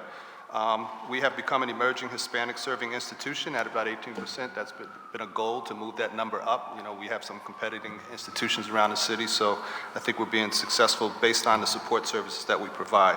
In terms of student support, this year we will hire 20 faculty, 2 advisors. Many of them are replacement, but some of them are new. We continue to support CME, both with the grant dollars as well as institutional dollars. We committed $1 million to CME to expand to the I Am More program. We have a women outreach and advocacy program at the college that's quite successful. We have the Mark David LGBTQ Center. We continue to build and to strengthen our PHA partnership. Right now we have about 7 or 8 students that are in there. It's been as high as 16, I believe. Many of the students have graduated, some of them have moved on, so the team is moving towards trying to fill those beds right now, and I hope to have a conversation with my friend Kelvin Jeremiah to be able to expand that, because we think it's a really good program for students that are either homeless or housing insecure. We continue to provide food collaboration through and provide perishable as well as non-perishables. We have a garden on the campus, Grady's Garden. Very proud of that. And I think what's most important is that for the 8th year in a row, we have not increased tuition. So we are very much committed to trying to help students be successful and to try to help them deal with some of the issues beyond being successful in the classroom. We know that students, you know, you think of Maslow's law, they have to have an opportunity to be safe and to be secure in terms of what their financial, economic, and health needs are. We do a lot in that space to try to help students be successful. As you know, our workforce portfolio is expanding as we speak. We continue to provide opportunity. We partner with CHOP. We're providing their nurse and nurse aides gen ed courses so that they can move forward with their education. This is part of our corporate college. We do corporate college as well as contract training. We provide training for SEPTA management and supervision workshops. We are working with the city and trying to deal with the issues of violence through a grant-funded program referred to as Credible Messenger Academy. You may have heard of that. We will roll out our Google certificate program next week, which will include IT support, data analytics, cybersecurity, and we develop a degree for the district's para-professionals with a focus on special education. This is our education pipeline that we think will be quite successful. We just started that. As you know, at the CATSI, the Career Advanced Tech Center, we have a fairly large transportation center where we have partnerships with Fiat, Ford, Nissan, Subaru, and of course our regional program, Toyota, the Toyota T10 program. We are now into our 2nd semester with the heavy trucks, so we're providing training and opportunities for students that are interested in being truck mechanics. We think that that's a possibility for a lucrative career for students. Our Ready to Weld industrial welding pre-apprenticeship program has 49 students from Ben Franklin, Mastrom, Randolph, and Mass Bound, Randolph.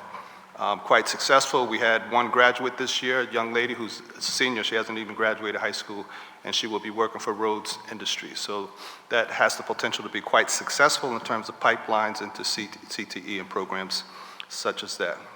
We are working with the U.S. Mint with our computer numerical controls program. If you've been out there, you know that the equipment I'm talking about is state-of-the-art, brand new. So we're really excited about the opportunities that they provide.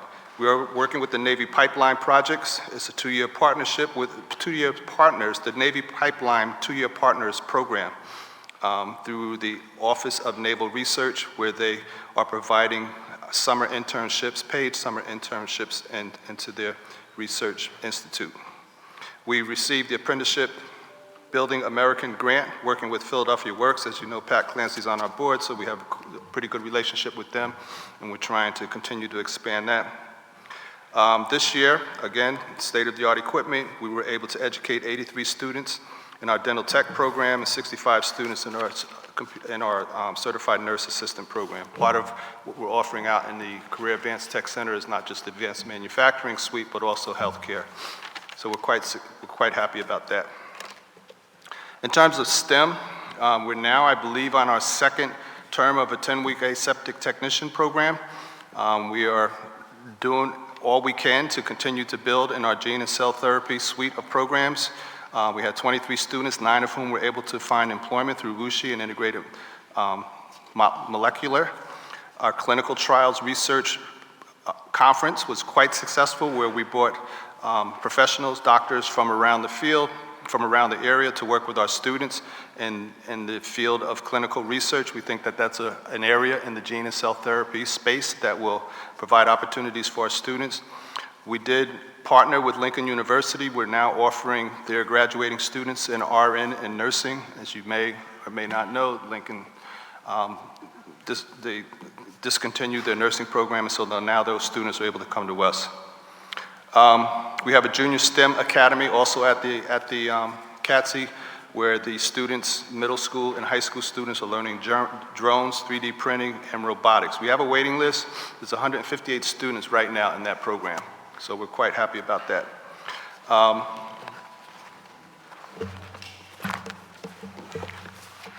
I want to say that our Institute for Community Engagement and Civic Leadership is quite important in the city.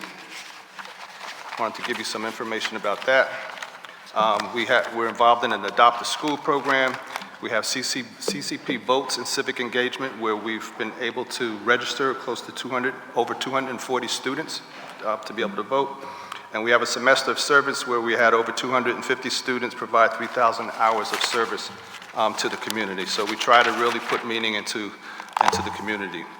I'd like to point out the fact that we are asking for $10 million, of which part of that, $6 million to $7 million, will go towards either the capital and or programmatic development of the municipal college. We haven't quite landed on a name yet, but as you know, the goal is to align community college education with the workforce, the very specific workforce needs of the city. It is our hope that we are able to provide pathways from the high school all the way through the community college, where we can have pre-apprenticeship programs as well as apprenticeship programs, work very closely with the city to try to hone in on the specific skills that students will need, including civil service skills, forensics. We right now are able to coalesce the programs that we currently offer. So we're doing the soft building now. We have programs in criminal justice, public policy, law and society, forensics, cybersecurity. So we're building these divisions, if you will, that will provide a pathway for students who are interested in going into any one of these programs. We've had a conversation with the mayor's staff about how this is going to build out, what it's going to look like. It will include workforce development, specifically the CATSI and some of the things we're doing there. But again, the magic, the magic will be the relationship between the college and the city and ensuring that students have a direct. I'm sorry? The time frame for the program to be up and running. So within the first 6 months, September is always, a push. We hope to be able to coalesce the programs and lay out degree programs, certificate programs, so there's an academic pathway. As you know, this is built around the Northwest Campus up on Godfrey. We have some renovation that has to be done there. That's probably going to be minimally a year before This is we're able to get that going. Northwest Philadelphia, Northwest Philadelphia. not North Philly at 17th and Spring Did I Garden. say North Philly? Northwest Philadelphia, Yeah, Godfrey. you said Northwest. I wanted to make sure I heard it correctly. Yeah, Northwest. So, Northwest Philadelphia. Northwest Godfrey Philadelphia, Avenue, Godfrey and not 17th and Spring Garden, the main campus, correct? the academic programs can begin there as well as our other extension programs because we offer these courses at both campuses. But where would the municipal college be? It will eventually be at the Northwest campus. Okay, That's I wanted the to be goal. clear on that. I don't think we've heard that thus far, that it would be in the Northwest That's the goal. Philadelphia. We thought it would be at your centralized main campus. But thank you for the clarity, though. Yeah, that's the goal. So it will be a unique phenomena in that it will be directly connected to city needs. Again, municipal college, municipal tech center. We haven't landed on a name yet, but the idea will be that students will go there with the full understanding that they will be on a pathway into city government jobs. Awesome. So by September, we'll have the beginnings of these pathways in place already. Some of the staff, they're here, they're already beginning to coalesce these programs into packaged academic tracks. Right now, we have courses kind of, I don't want to say scattered, but they're in many different divisions. The idea will be to pull these courses into a way so that they actually represent a degree and/or certificate while we begin the work on the Northwest building.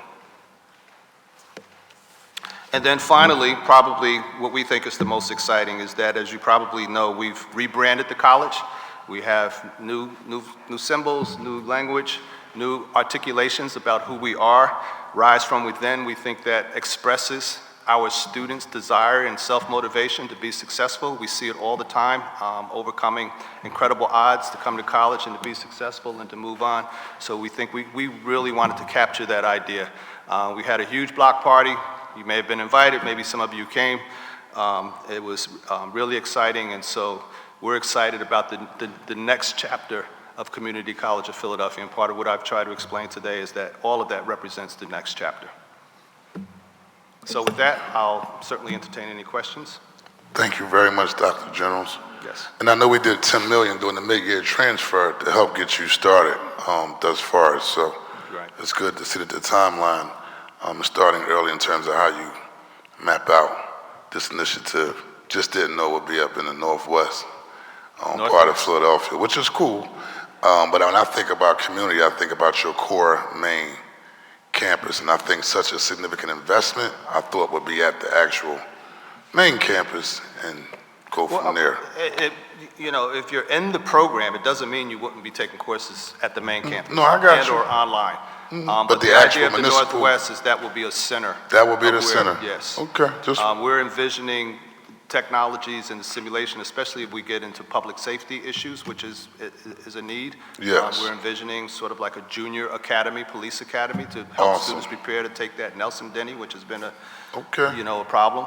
Cool. And the models that are out there, it's all about technologies and simulation and an area in which students can be excited about going to. So that's what we hope to be able to build. good, awesome. I just have a couple small questions because I know my members are queued up on a mic. One, I want to give a shout out to Jasmine Sessoms, Chief Engagement Officer. Can we give her a round of applause, y'all? Because we ain't going too hard on you. We got to deal with Jasmine later on, so, But Jasmine does a good job as being what I call outstanding ambassador, all things community college. Been invited, yes, to the party and the rebranding and the center that you named. The center that she started for women, which I thought was fantastic and phenomenal. So you definitely got an asset that's a part of your team. So I just want to acknowledge her, give her flowers for her hard work and her dedication. Even saying, can y'all speed this up a little bit? That's it. But anyway, let me keep it professional. Stop playing around all the time. You have a food insecurity collaborative, right? How does how does your food collaborative focus on addressing food insecurity for students that attend CCP? So, we do wrestle with the issues of food insecurity.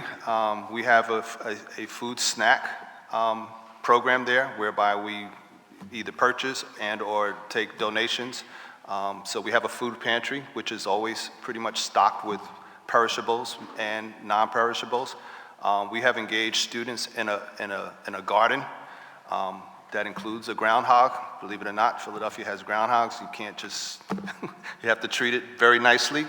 So the biggest challenge there is keeping the groundhog from eating up the vegetables, which, a couple of times a year it yields vegetables for students, and we can them, they can them, and give them out to students. And sometimes there have been times when we've given them out to the homeless. So we do that. We had Phil Abundance come. That's correct. Jasmine, I'm looking at you. Yeah. Phil Abundance? Yeah. We had Phil Abundance come during the corporate citizens, what was it called? Corporate citizens? Yes, our corporate volunteer council. There you go, Corporate Volunteer Council. And we packaged and gave out tons of food. So it's an ongoing process. And then we have CCP Cares. So any student that is struggling, like right now, tonight, have nothing to eat, they can call in the CCP Cares and get financial support and or at least, if not the type of, if it's a family, we were able to direct them to where they need to go. And we have our single stop, which also provides avenues towards food and opportunities for students to eat and or sleep. And many of our students, as you know, were foster or are foster, and they hit 18 and they're emancipated. So they find themselves at best couch surfing, and too often out in the streets and too often in cars. Numerous stories where students were working with Uber Eats and sleeping in the same car. So they're resourceful, and we try to support them as best we can. And we do a lot of fundraising for students. I don't know if I'm allowed to give a shameless plug, but our gala's coming up, and part of what we do with those monies. What's coming up? The gala, the college's annual gala. The gala? So we Okay. provide scholarships as well as opportunities to, to meet some of their personal needs. Awesome. I always respected the work you've done, so Dr. Jones, keep up the good work. I want to acknowledge Councilmember Rue Landau. Thank you so much. Thank you for being here, and thanks for sticking around for us. The mayor's proposed budget has given you flat funding for this year, and it's unclear what funding from the state's going to look like. The college hasn't raised tuition in 7 years, but since 2020, we've seen inflation rising. Will flat funding from the city force you to raise tuition? I think force is a strong term. We try to be as resourceful as we can. We try to wait to see where the state is coming in. Last year it wasn't much, but we were able to do it. But there could come a time where we would have to where we are forced to raise tuition as a result of a lack of funding. So part of the $10 million is to go towards some of these costs that you're talking about. It's not a full increase, but it's certainly a set aside for, cost increase and inflation and things that you're talking about. I know I, for one, along with so many colleagues, want to support CCP as much as possible. We think it's a gem in the city. But the MIT, we know that the staff is not paid as high as it should be. So the MIT living wage calculator published new data showing that a living wage for one person living in Philadelphia is $46,000 a year. How much does the lowest paid staff person in CCP make? The lowest hourly paid is, Yes. we moved it up to 15, I believe. You know that, Jacob? 1640, because it gets increased, so. So according to this calculator, someone would have to make $23.59 in order to make the $46,000 a year for a living wage. And we really support the staff in getting as much as they possibly can. I know it's a struggle. I know you're not rich with resources, but I know I, along with many of my colleagues, would like to see the staff paid more for the amazing work that they're doing. I also know that the college has been outsourcing some of its work. So from IT to HVAC engineers, tutoring services, cleaning services, what would it take for the college to bring back these good union jobs? So those changes largely were as a result of trying to deal with the reduction in tuition and enrollment post-pandemic. We did everything we could to not lay people off. We did not lay anyone off. We continued to provide increases in salaries. And so where we saw areas in which we could get savings as well as, quite frankly, greater productivity, especially in the HVAC area, it was extremely difficult to find the type of technicians that we needed. As you remember, during those times, there were very specialized filters and other types of things that we had to put in place. We just didn't have the luxury to keep searches open for a prolonged period of time. The cleaning, I would say, is pretty much the same. We felt that there was a real need, and again, nobody was laid off. These were through attrition. We replaced individuals.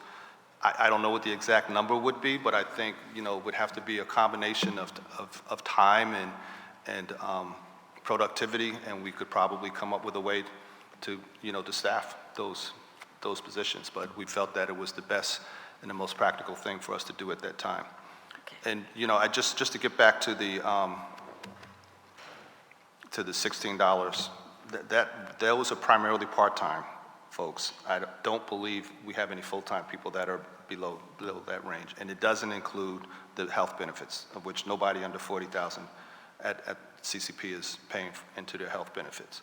So that original $15, we felt we were ahead of most of the area institutions in terms of an hourly rate, and that came about through the last negotiation.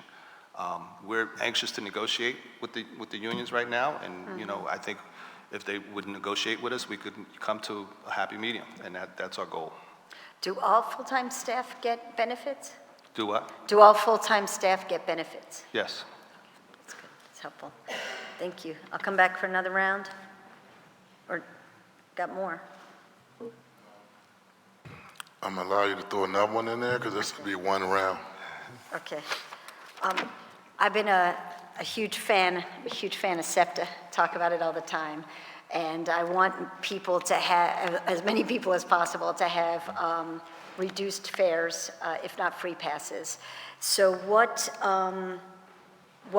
have you done towards this end, or can you do in order to give low cost or free transportation to your students to get to school?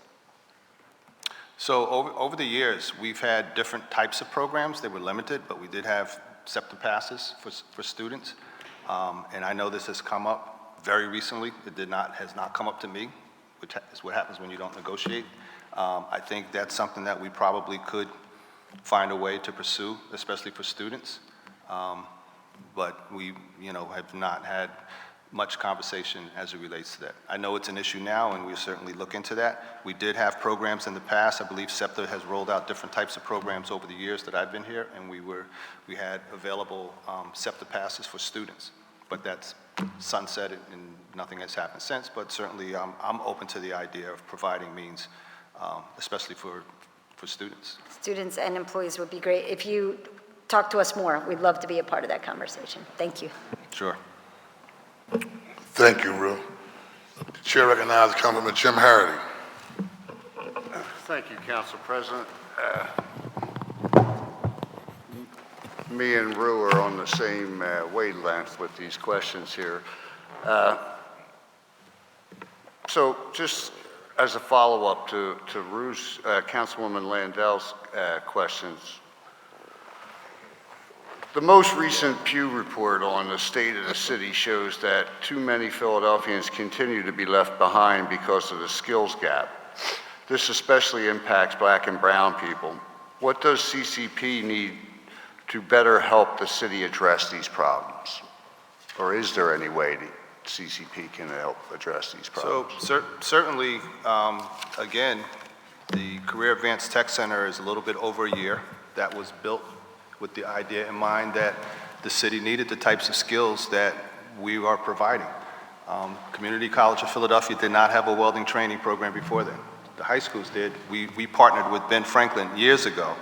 And then, of course, Ben Franklin had asbestos problems, so when they had to close down, we had to close down. So we now have our own welding center. We think that's a valuable source for jobs. We think that the health science programs we have, both dental tech and certified nurse assistants, are entry-level positions for people that don't have capacity otherwise. And our auto tech program probably has, at this point, over 150 students. Very hugely popular. Those students are, our biggest challenge is to keep them there until they graduate, because auto tech centers grab them before they graduate because their skills are so good. So we have made the commitment to expand our portfolio, if you will, of career and tech CTE programs. We've worked with the school district to align those CTE programs to the school to work pipeline as an example of that. We work with Philadelphia Works to identify grant opportunities, both from the state as well as the federal. We work with the Navy Pipeline. We're part of a consortium here in Southeast Philadelphia, us, Mako, Montgomery Community College, Bucks, Camden, and Delaware Community College, for the very large training needs that one college couldn't necessarily provide. So we share, our technical training opportunities, and that's designed to provide means for helping with the economy here in Philadelphia. And then finally, I think this municipal college is the next step up. We have said the training is good, but we need the connections to the jobs. I spend a huge amount of my time talking to companies and industries to try to find not just job placements, but internships. It's a full package. If you're teaching somebody how to work in a particular industry, it's really helpful to have that industry help you identify what those skill needs are. Because it may be welding, but I have found out that there's different types of welding. There's a lot of different types of welding. Sure, I came from the industry. Right. It's good stuff. I'm glad to hear that. Right. Listen, I love CCP. My wife's at CCP right now. She went back to get her degree, at 56, and when she first started, she was, kind of frazzled a little bit, but you guys helped her along the way through the counselors and stuff like that to actually get it. And now she's about 6 classes from graduating, so Great. Big deal. Just one more question, Council President. Because of their family and work obligations, roughly 75% of the CCP students attend part-time. What supports are in place to help part-time students succeed, since they don't really qualify for the Cato scholarship or anything like that? Is there any supports that you guys are giving to help those students that are actually only going part-time? So nothing like Cato. We just don't have the resources, and we've been, talking with the city about expanding it to part-time. But we do have, prior to Cato, we had what we refer to as the 50th College Promise Program, which was private dollars. We raised that through our our fundraising efforts, and we're able to provide a number of students, part-time students. There's certain caveats. They have to hit certain benchmarks in terms of their grades. They have to be a Philadelphia graduate. That's pretty successful. And then we have a number of, for lack of a better term, specialized scholarships for people who are interested in exactly what you're saying. The working mom who's coming back to school to try to be a nurse or a medical lab technician. What resources are there for them? So we have an advancement office whose job it is to organize these dollars. I think they do quite well. We're actually going to an event tonight with the Wanamaker Foundation. They're an organization that provides for students in the CTE program. So it's an ongoing issue. And I'll say this, I'll close out with this. I've been very much involved at the national level with Pell grants, as you know, both in terms of the amount of money that goes to part-time students as well as the money that goes to non-academic degree pursuing students is non-existent. There is no equivalent for non-credit courses in welding and, medical lab dental technician. There's no Pell equivalent. Pell has been the backbone for higher ed for 50, almost 60 years. It's on the higher ed reauthorization. It's been part of that. I've been here for 10 years. It's been part of that for 10 years. It has not moved. And I think you know what's going on now at the federal government. So there's a huge hope that at some point, the Pell Grant, which is the primary source for funding, will come to a reality and be able to provide support for part-time students as well as students who are in the technical CTE fields. Thank you. Sure.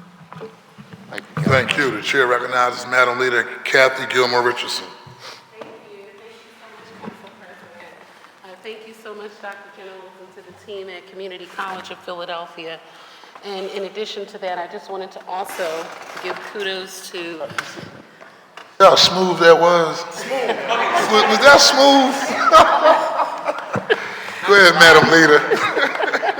Go ahead. I also like to give kudos to Jasmine Sessions, Chief Engagement Officer of Community College of Philadelphia, who really is a trusted source and someone we can always count on to work with us in council. And I just wanted to uplift her work and the work of the new institute.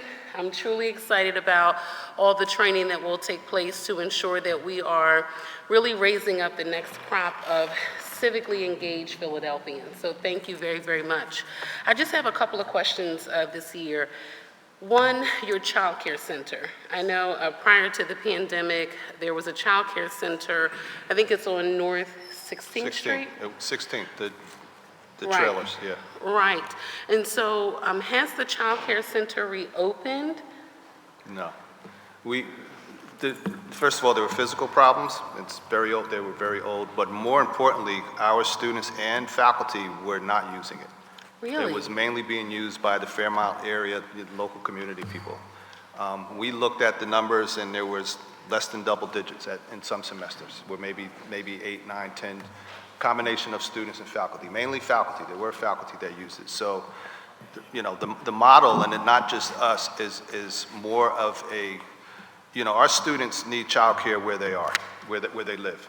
That's where their parents are, that's where their transportation is. The idea that they're going to come to school and drop off their child on the school campus and then stay there full time, it's just not our reality. So do you think really it was the pandemic that was the sort of end of the child care center? I'm sorry. I apologize. Do you think it's the pandemic that was the end of the child care center, or was it not performing well prior to the pandemic? It was not performing prior to, all along. And we kept it running, we kept it running, we kept it running. It was primarily used by the community, which is, nothing is bad with that, but we were supplementing it for the community. Our students were not using it. So we were able to get a federal grant, forget the name of it. C Campus. It ended, but C Campus gave students vouchers to be able to take their child care need in the community. So that's what we're trying to do now. I think at some point in the future, we can revisit and integrate it with an early child care educational program where students can intern, and it's, this was outsourced, what we had a company that was running it. Okay. So the model that I would prefer is that we bring it in-house and we have our professionals. I think it would be very consistent with the education pipeline concept.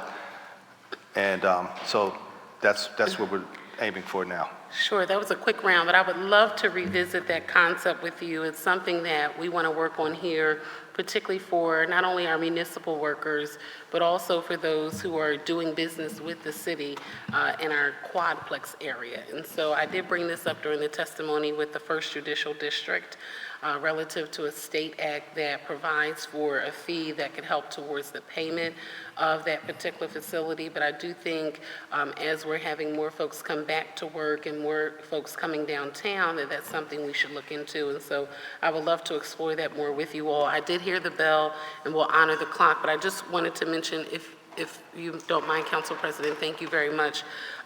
Councilmember Landau and also Council President Johnson talked about the $10 million that we sort of front-loaded in the mid-year appropriation for this past spring. And so Councilmember Landau talked about the potential for the tuition increase relative to the funding availability. And I know of the 10, you said 6 or 7 million will be for the municipal university. And so that'll leave about $3 or $4 million for, offsetting additional costs. With the $10 million and with the base budget of roughly $50 million, how are you all dealing with that reality is my question, because we asked that question during appropriations, that if we front load this, are we giving you 10 now and then 10 later, or you understand what I'm saying? Yeah, sure. So I don't have a precise answer for you right now because it's something that we're continuing to work with. I think through the pandemic, we were front-loaded a lot of money to recover tuition.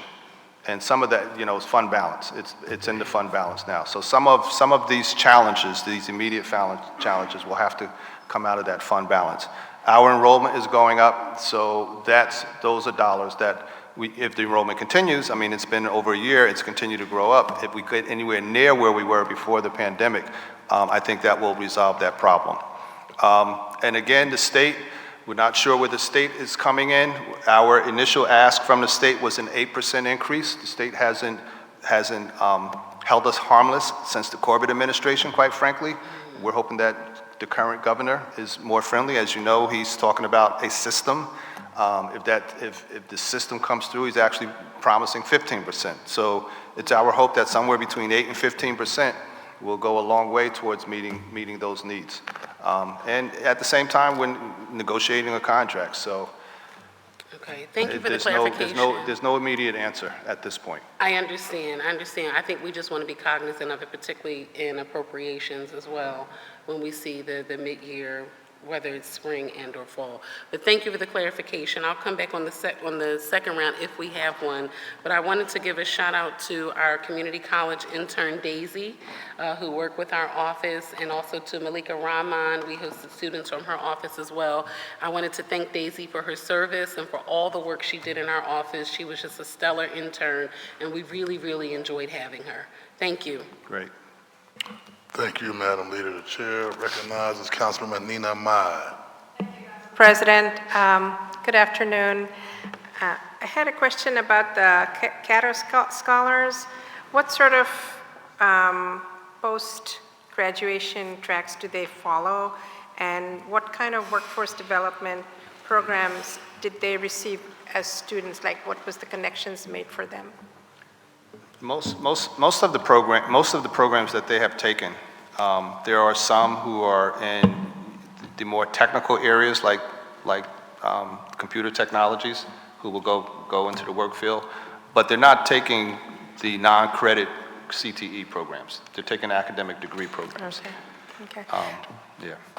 My next question is about on the similar vein, the new technology center, and how intentional are the pipelines to our local businesses as well as our city government to really have a pipeline of skilled workers ready for jobs that are in the near horizon? I would say a huge amount of our focus is designed towards precisely that. We mentioned roads, roads is not really a city, but the whole point in the municipal college would be to better align with the city. So right now, we do have relationships with the city's transportation department. I believe some of them are on our advisory board, and some students get jobs in that department. We do provide training for city government. I think I mentioned a couple of them, and we just received a grant for the Credible Messenger Academy, which is a program designed to help students through our criminal justice program, to help students create credible messages. We have worked with city government's human resources department to provide different types of training. We've over the course of the last couple of years, we've provided training for seniors. And in terms So- of, oh, sorry. No, so I guess the point is, we've always provided training in different areas of the city. And I think the municipal school, the municipal institute is designed to make that more intentional and more precise in terms of students going into those fields. We have a pretty successful health and human behavioral program, and we work with different entities within the city that provide those services. Our students provide clinicals, and then they also find jobs when they graduate. We have a great need in that area. My final question is, you mentioned gene therapy in your testimony, which is one of the most promising industries in our economy. One of the major issues that have been mentioned by the leaders in this space is difficulty finding skilled workers and recruiting people in Philadelphia. Do you have any data on how many graduates stay in Philadelphia versus moving to other hubs like Boston or San Francisco? And how well are these graduates doing in these well-paying careers with, promise of upward mobility? And specifically the gene and cell therapy area? Yeah. I don't know that we have precise data for that. I know writ large, our graduates stay here, and we have data for that. And we could derive the students that, we have a very successful WISTAR program, and even before this became, I should say a thing, but even before gene and cell therapy really became a push here in Philadelphia, Community College of Philadelphia has been involved with the WISTAR Institute for many years. So there are many graduates from that program who may or may not have gotten into gene and cell therapy.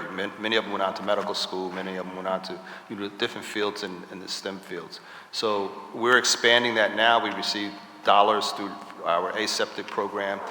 We have a very successful biology and chemistry program, brought all brand new labs. So students who may find their way into one of these specialized programs, they will obviously find jobs, but we have many students who don't necessarily go through there, but get the same training.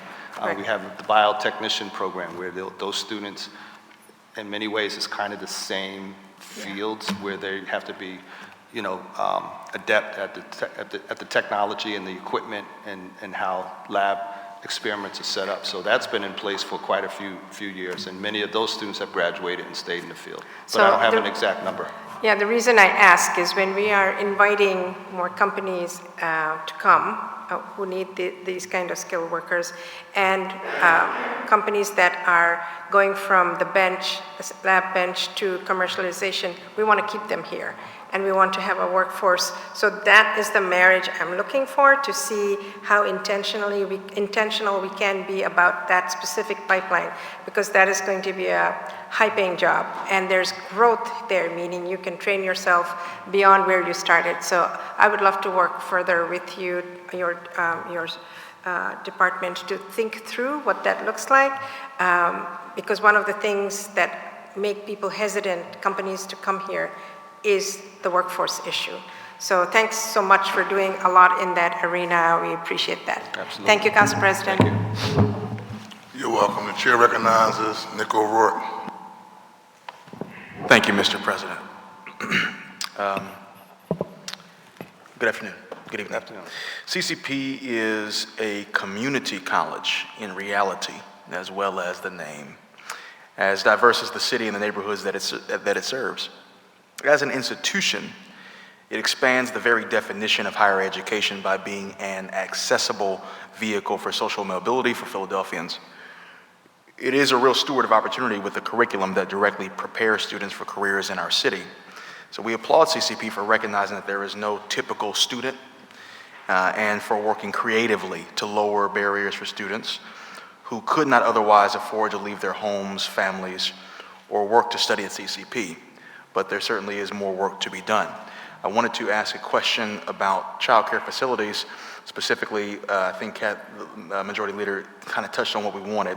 So this is from some of our constituents. Our neighbors at Montgomery County Community College. And neighbors where? I'm sorry. Montgomery County Community College and Bucks County Community College have significantly lower class sizes than CCP. We agree that students in Philadelphia need more support, not less, than our suburban counterparts, and that this is an inequity that shortchanges our students. in K through 12, these kinds of inequities across the Commonwealth were recently ruled unconstitutional. Question is, do you think that CCP students deserve to at least have the same class sizes as the suburban schools that are similar like this? And what would it take for us to actually do that, if so? So I meet with those presidents almost on a monthly basis, and I'm not sure where the data came from, but I would disagree that their class sizes are that significantly smaller than ours. I would say that we are obligated, based on the Federation's contract, to have class sizes of 22, and our average is 20 for the most part. Those areas where the need is greatest, primarily developmental, basic skills, ESL, those numbers are in the teens. There are high-end courses, your psych courses, your sociology, where I think we have a cap of 35, 36, and we're below that as well. So I would need to see the data in order to respond appropriately, but I would say it could be, but I don't know that that's necessarily the case. Very well. Let me move to faculty and staff wages. I want to celebrate CCP's steadily increasing enrollment. This is a heartening sign because the students were disproportionately impacted by the pandemic, as we've discussed. However, while enrollment is nearing pre-pandemic levels, there's been a 23% reduction in faculty and staff, as we understand it. Teaching, learning, and access, the unequivocal missions of CCP are fundamentally dependent on CCP's ability to attract and retain quality staff and faculty. So this is the twofer, so I can get up off the council president's time. A living wage for one person living in Philadelphia is $46K per year. Somehow, how much do the lowest paid staff at CCP actually make? The hourly employee is 16 and change. And how much new operating money would CCP need to raise the minimum to 23.5 an hour, which comes out to $46K per year? I would have to calculate and figure that out. Don't forget that part of their salaries include health benefits. So increasing staff increases health benefits, increases retirement benefits. I would have to figure out what the formula for that is. I said the 16 plus that I just mentioned are they are the lowest paid, lowest skilled employees of the college. Yeah, and it's super important, I think, that folks have a livable wage in the domain within which they live. Just as for some context, over 50 full-time, as we understand it, CCP staff members currently don't make a living wage for a family of one, which is obviously very challenging in our minds. So we think that should certainly come up. Let me move on to my next piece. Full-time and part-time faculty at CCP are unlike their counterparts at other higher ed institutions because they are uniquely dedicated instructors rather than researchers. Because they're what? Uniquely dedicated instructors rather than just researchers. We need faculty members to feel that they are full members of the CCP community, not contingent or expendable. So who are paid, folks who are paid enough to participate fully in college affairs, committee activities, curricular development, and academic counseling? So what are you exploring to make faculty jobs more secure and better resourced? And that'll be it for me. So we have a full complement of faculty support programs, including tuition reimbursement, including travel money. We, throughout the course of the year, have different types of faculty development programs in various areas: curriculum, pedagogy, assessment, planning. We agree that our faculty are teaching faculty, they're not researchers.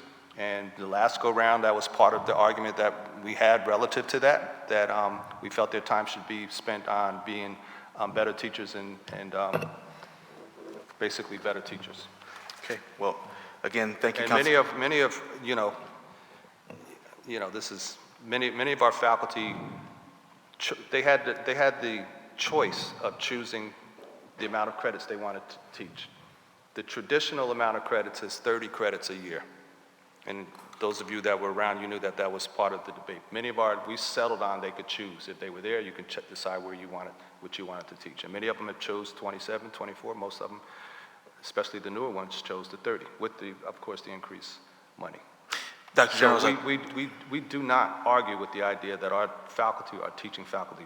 We hold them in terms of promotion, tenure, and those types of things accountable for their teaching strategies and methodologies and success in the class, not for research. Dr. Generals, my time has expired. I thank the Council President for his time, and thank you for being here today. Thank you. Chair recognizes Councilmember Isaiah Thomas. Thank you, Council President. I'm not going to be long. I want to echo the sentiments of a lot of my colleagues and say thank you to you, Dr. Generals. Of course, thank you to the amazing Ms. Jasmine Sessom, the leadership team over at CCP, especially your athletic director and your coaches. We've worked very closely with you on a number of different initiatives, and I appreciate you recruiting Philadelphia kids as it relates to coming to your school, your programming, and being a part of your athletic stuff. Look, Dr. Generals, I'm going to get right to the point. You clearly have a contract issue taking place right now. This is the legislative branch of government that wants to help you solve it. I listened to Councilmember O'Rourke's questions, and I'm kind of disappointed that you didn't come here today with a number saying, City Council, if you give me this amount of money, it will put me in a position to solve our contract dispute. So, am I wrong in that assessment? We clearly know you have a contract dispute. You could clearly tell by the council members' line of questioning that we want the contract dispute settled and we want to be able to pay the people who work at CCP a quality wage. We can't go back to the mayor and say CCP needs this much money to get rid of the contract dispute if you don't give us that dollar amount. So my question is, how much money do you need, right? The only person I ask this to besides you is my wife. How much money do you need to solve this problem? We need a dollar amount. How much you need to fix this? If you don't know right now, come back to us. Because I said, if you don't know the dollar amount right now, come back to us. Because at the end of the day, it's not like you're a corporation that's benefiting a great deal off of the tax dollars that we're giving you. You are running an institution that primarily services disadvantaged people that we all represent, that we want to see do better. So we want you to be successful. We want your staff to be successful. And the worst thing that we can have right now is a contract issue while we are in the midst of our mayor's first and our council president's first budget negotiation. So as the chair of the education committee, if you don't have a dollar amount right now, that's fine. We want to fix this. We want to fix it. Last question. Dual enrollment. That's my baby. I love the Cato Scholarship Program. I listened to one of your professors talk a little bit about the program and the services the program offers. Now, the services that the program offers are amazing, but it did raise some level of concern about students who come from Philadelphia who are not eligible for the Cato Scholarship. So I'm wondering, two questions and I'm done. How are we supporting students who are not eligible to be in the Cato Scholarship? Because it's not just about the free tuition. I learned this from your people. Y'all give them all type of amazing wraparound services. So again, what do we need to do to replicate those services so other Philadelphia students can take advantage, even if they're not in the Cato Scholarship Program? And every time I see you, I'm going to ask about dual enrollment because I think that's one of the best gifts that we give our students is an opportunity to graduate from high school and have an associate's degree, and nobody, to my knowledge, does it better than CCP. So talk to me about those two things, sir. Forgive me, but I failed to mention in our ask, in addition to the $10 million, is $500,000 for dual enrollment. So that's part of the ask, to support dual enrollment. We agree. We think, with all of the issues connected to cost of higher ed and time and, keeping students busy through their junior and senior year in high school, that this is probably the best that can happen. In terms of the contract, I'm at a little bit of a disadvantage because we were negotiating, and I thought we were negotiating pretty much in good faith. And so some of these things that you all are mentioning just came up Friday, to be honest. First time I heard about the issue with SEPTA was Friday. So I'm willing to negotiate. We put forth a good faith offer, what we thought was good faith. The way negotiations happen, come back with something else. Sure. And we can go from there. And I think if we can find a spot where I think we can agree, I'd be more than willing to come to you and say, this is going to cost $4 million. This is going to cost $12 million over the life of a contract. So basically, you're just a little too early in the negotiation process to determine what the number is? Their contract is not up till August. Okay. It is not up till August. So this was, my experience with negotiations, it's a process. And you go through this process. So I thought we were working good faith, they came, and I don't want to talk about them, but they came to the negotiations Friday with students. Students, we're not negotiating with students. we have pizza with the president. They got issues. If students have issues, they come speak to me directly. So, you know, I don't want to start any bad faith. We've been trying to work with them, and you know, some of these things, you know, they're coming as a little bit of a surprise because we were negotiating with them. I thought we were negotiating good faith. You know, maybe we need to go back and, you know, sharpen our edge a little bit and, you know, see if we can find a way to come to a number, and we can get you that number. So, Council President, I just want to be clear because I want to close out. I do not want to accuse you or anybody else in leadership at CCP as negotiating in bad faith, because that's not what I'm saying. What I'm saying is that you have an issue, and we want to help support you with that issue, not just because of the great work that you do in your leadership team, but also because we recognize that the people who work there, as well as the people you serve, are the constituents that we represent, and we feel obligated to make sure they have the best possible product. And I want to be clear, I do believe in you and your team to produce the best possible product. So I don't want you to take this as us criticizing you in the sense of what is going on, because I personally don't know enough about what's going on.